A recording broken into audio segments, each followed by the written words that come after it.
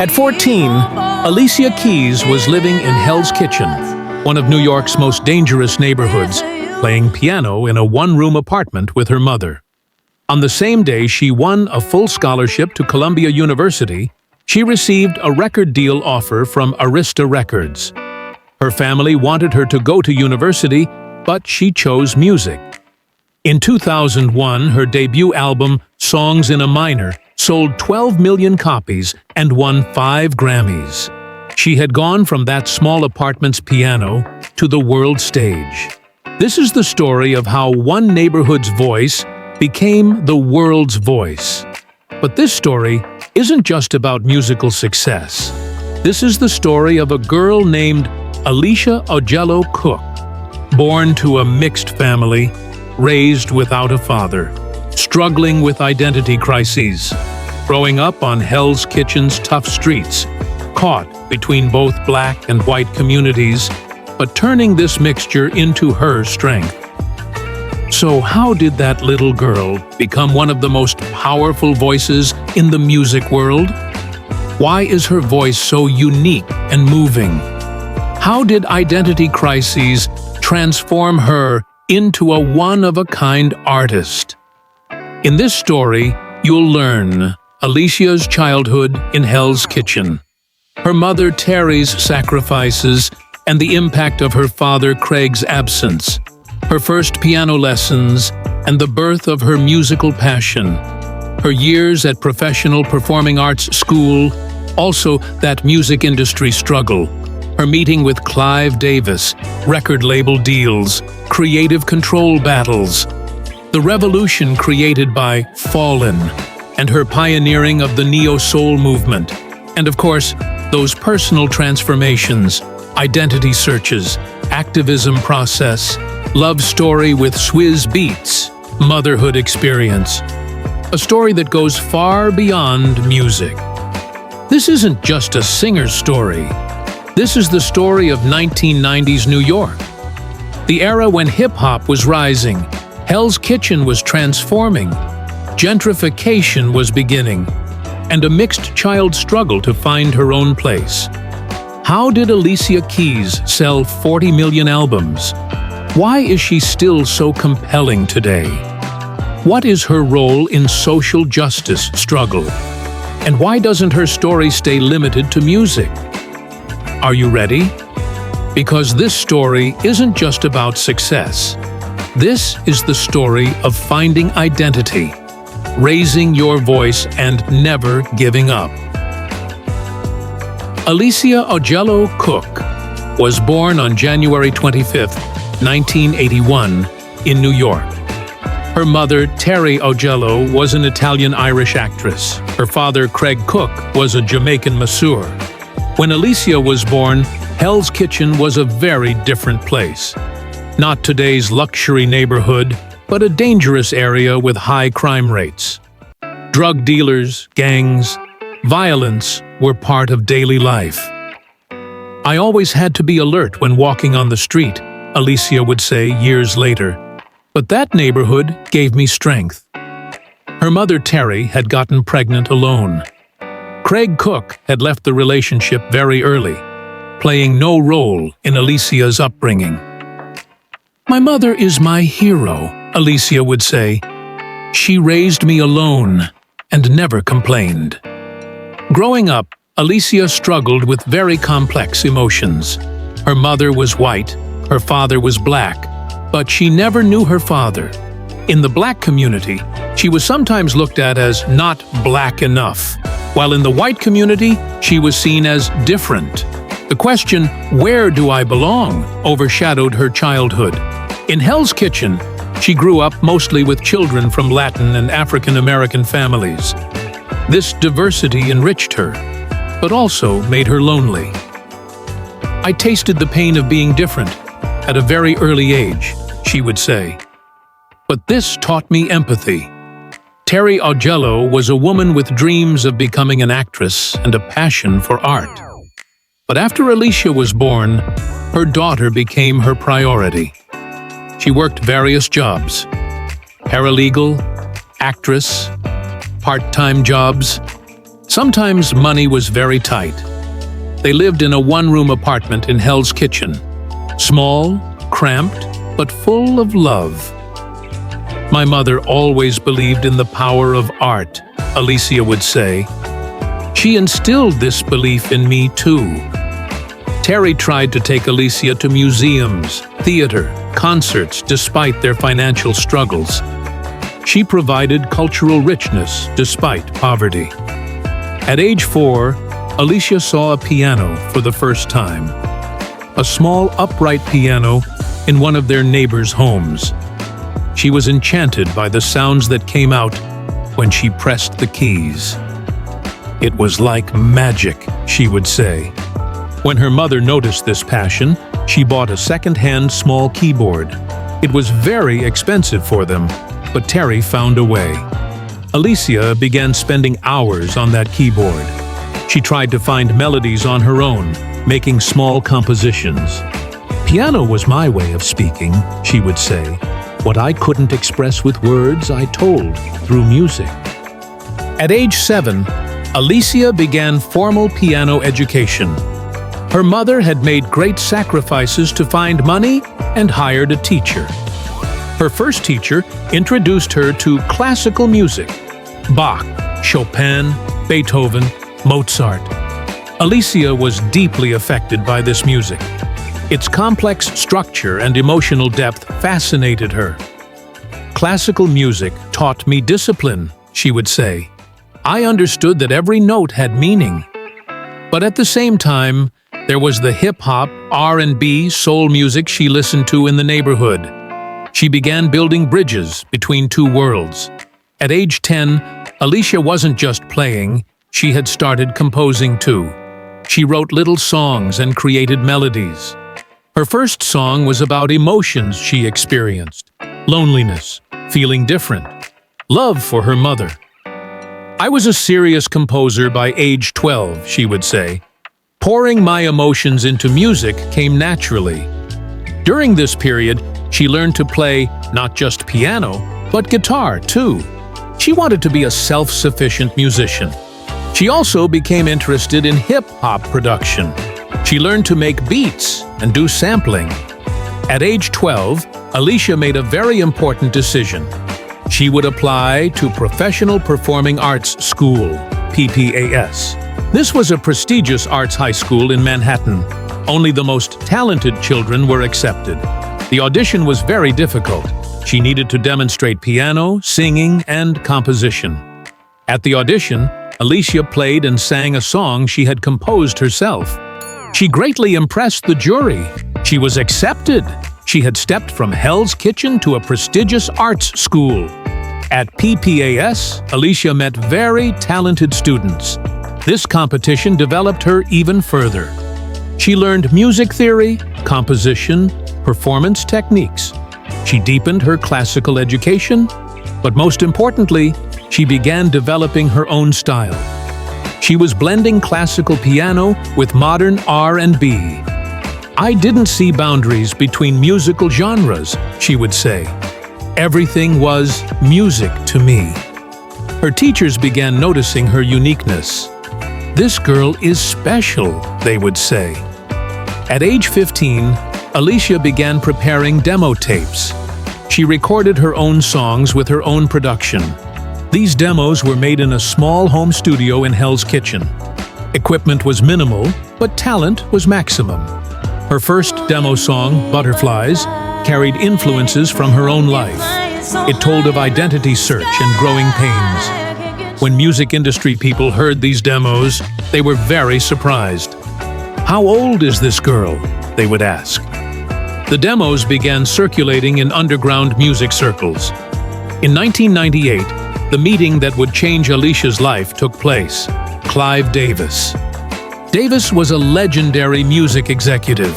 He had worked with names like Whitney Houston and Aretha Franklin. When he heard Alicia's demos, he immediately requested a meeting. They would meet at J Records. Alicia was very excited, but also scared. What if he doesn't like it? She thought. At the meeting, Alicia didn't just talk. She sat at the piano and gave a live performance. After Alicia's performance, Clive Davis immediately offered a deal. But he wasn't the only one. Sony, Universal, Arista, big companies wanted her. A big war had started at a young age. But Alicia had conditions. She would write her own songs. She would do her own production. Creative control would be in her hands. Some companies said, "You're too young. We make the decisions." Alicia said, "Then it's not happening," and left. Control was very important to her. Finally, Clive Davis gave her exactly what she wanted: complete creative control. In 2000, she signed with J Records. Now she was a professional musician. Preparations for her first album began, Songs in a Minor.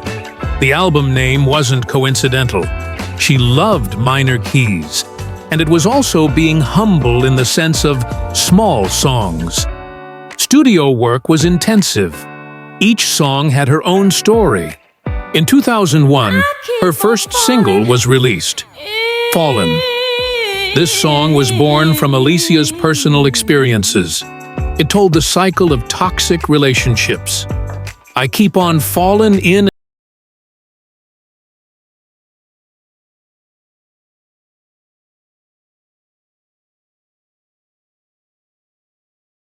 constantly shown on MTV. Alicia's powerful image attracted attention. Fallin stayed #1 on Billboard Hot 100 for 6 weeks. In June 2001, Songs in a Minor was released. Alicia was only 20 years old. The album was a very special production. Neo-soul, hip-hop, classical blend. Personal, honest lyrics. Virtuosic piano performances. Powerful vocal technique.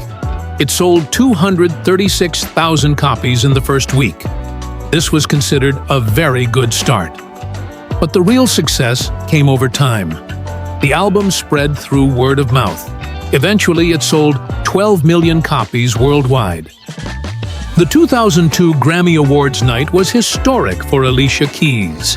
She was nominated in 5 categories: Best New Artist, Song of the Year, Fallin, Best Female R&B Performance, Best R&B Song, Best R&B Album. That night, she won all 5 Grammys.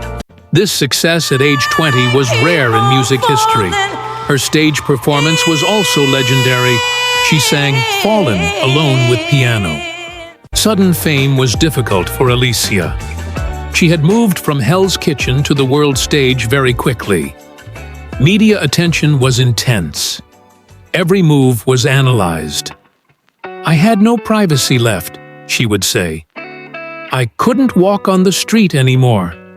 But the hardest was second album pressure. There was fear of sophomore slump. Would the second album be better than the first? What would critics expect? In 2003, her second album was released, The Diary of Alicia Keys. This album was more mature, more personal. Effects of fame, growing pains.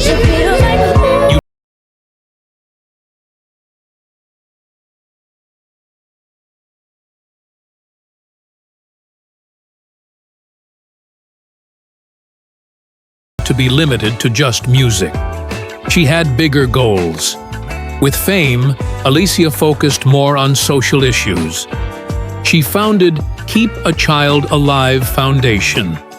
It was an organization fighting AIDS in Africa.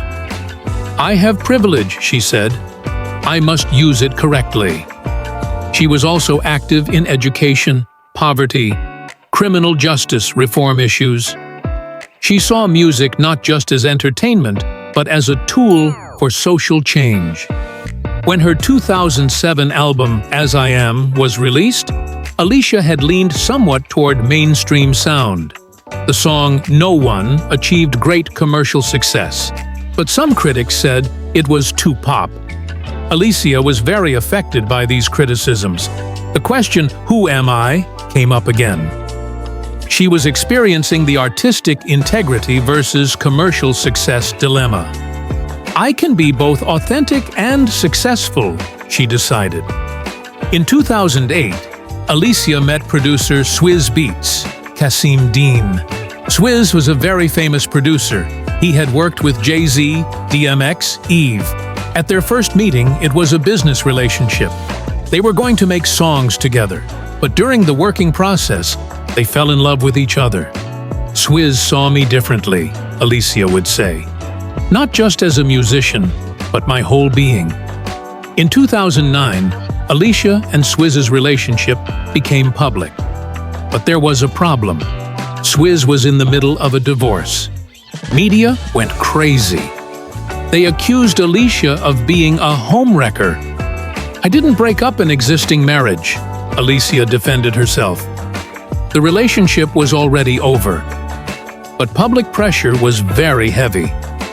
For the first time, she worried about her career. When Swizz's divorce was finalized in 2010, he married Alicia. In 2010, their son Egypt Daoud was born. Motherhood was a big transformation for Alicia. Her priorities changed. I wasn't living just for my own career anymore, she said. A being's future was in my hands.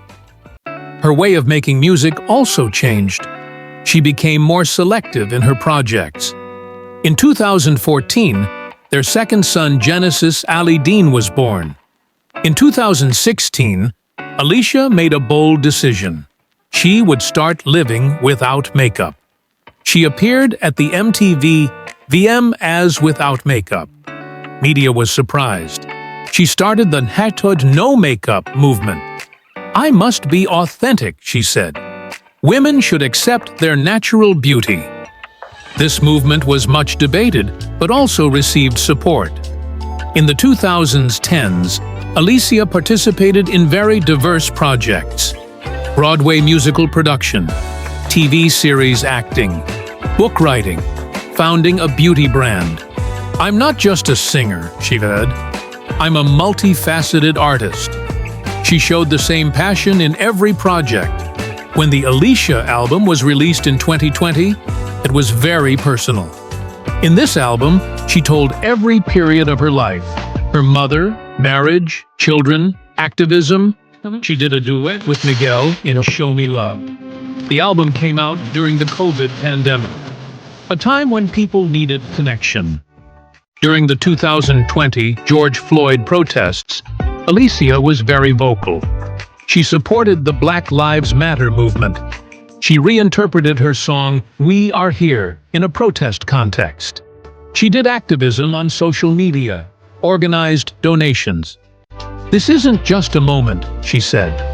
This is our responsibility. In 2022, her biggest dream came true on Broadway, the Hell's Kitchen musical. This musical was inspired by her own life story. She participated both as producer and songwriter. This is a love letter to my childhood, she said. The musical was very successful and received Tony Award nominations. Alicia Keys sold 40 million albums and won 15 Grammys. But her real impact can't be measured with numbers. She popularized the neo-soul movement. She raised awareness about female musicians' creative control rights. She normalized multiracial identity. She set an example by harmonizing social activism with career. I tried to be a voice for the voiceless, she says. In 2024, Alicia is still active and creative. She mentors a new generation artists. Her social justice work continues. I'm not finished yet, she says. I have more stories to tell. The journey from Hell's Kitchen to the world stage continues. Alicia Keys' story is the most beautiful example of identity search transforming into powerful art. The mixed child who grew up on Hell's Kitchen's tough streets found her own voice and announced it to the world. Her greatest achievement isn't music. It's authenticity, succeeding at being herself. I always tried to be myself. This was sometimes difficult, but I never regretted it. From the moment she first pressed piano keys at age 4, music became her identity language.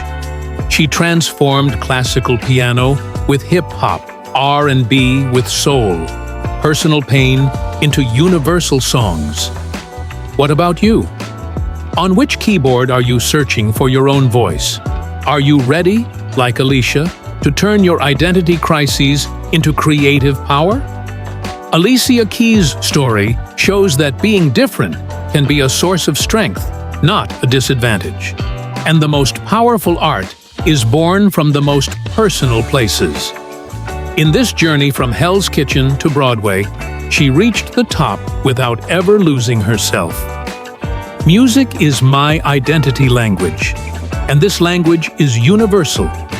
From a 4-year-old girl mesmerized by piano keys to a 15-time Grammy winner, Alicia proved that authenticity amplified by classical training and street wisdom creates timeless art. Her greatest innovation wasn't just blending genres, but showing that vulnerability can be your superpower. Sometimes the most